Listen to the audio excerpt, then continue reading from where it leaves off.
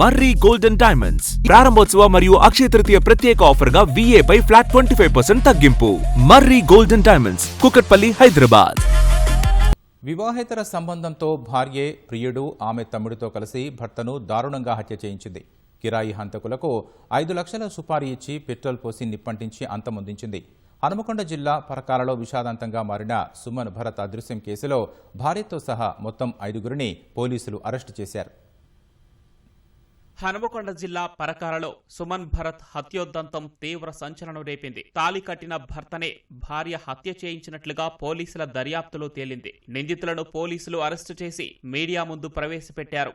పరకాలకు చెందిన సుమన్ భరత్ కు 2012లో లావణ్యతో వివాహం జరిగింది. వీరికి 2 పిల్లలున్నారు. పరకాలకు చెందిన నరేష్ తో లావణ్యకు పరిచయం ఏర్పడి వివాహేతర సంబంధానికి దారితీసింది. ఇదే విషయమై భార్య భర్తల మధ్య తరచూ గొడవలు జరిగేవి. భర్త సుమన్ తాగుచ్చి కొట్టి హింసిస్తున్నాడని, ఎలాగైనా అతని అడ్డు తొలగించాలని ప్రియుడు నరేష్ ఆమె తమ్ముడు రాజులకు చెప్పింది. వారు ములుగు జిల్లా గోవిందరావుపేట మండలానికి చెందిన వెంకటేశ్వర్లతో 5 లక్షల రూపాయల సుపారీతో ఒప్పందం కుదుర్చుకున్నారు. ఈ నెల 3న నిందితులు సుమన్ను గోవిందరావుపేటకు తీసుకువెళ్లి మద్యం తాగించి హత్య చేసి పెట్రోల్ పోసి తగలబెట్టారు.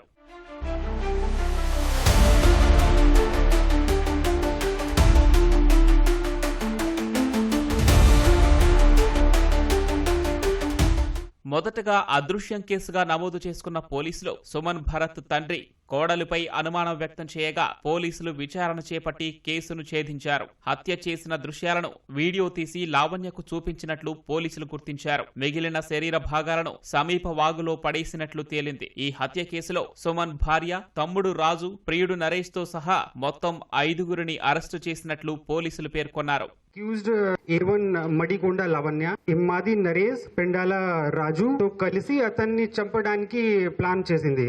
3 ఏప్రిల్ రాత్రి 8 PM కి వెంకటేశ్వర్లు తన ఫ్రెండ్ బుక్యా రాకేష్ సహాయంతో ఈ సుమన్ భారత్ ని ములుగు దగ్గర ఉన్న అగ్రికల్చర్ ఫీల్డ్ కి తీసుకెళ్లాడు. డ్రింక్ చేస్తున్నప్పుడు సుమన్ భారత్ కి బియర్ లో సమ్ విస్కీ కలిపి ఇతనికి తాగిస్తారు. తర్వాత ఇతను కాన్షియస్ గా అయ్యాడు. వెంకటేశ్వర్లు బియర్ బాటిల్ తో నుంచి హెడ్ లో కొట్టాడు. తర్వాత పెట్రోల్ పోసి అతన్ని ఫైర్ పెట్టారు. 4 ఏప్రిల్ 10 PM కి రాజు మరియు భుక్యా నరేష్ మిగిలిన బాడీ పార్ట్స్ కలెక్ట్ చేసి బ్యాగ్ లో పెట్టి దగ్గర ఉన్న స్ట్రీమ్ అక్కడ వాళ్ళు డిస్పోజ్ చేశారు. ఇప్పుడు మన కస్టడీలో 5 మెంబర్స్ ఉన్నారు.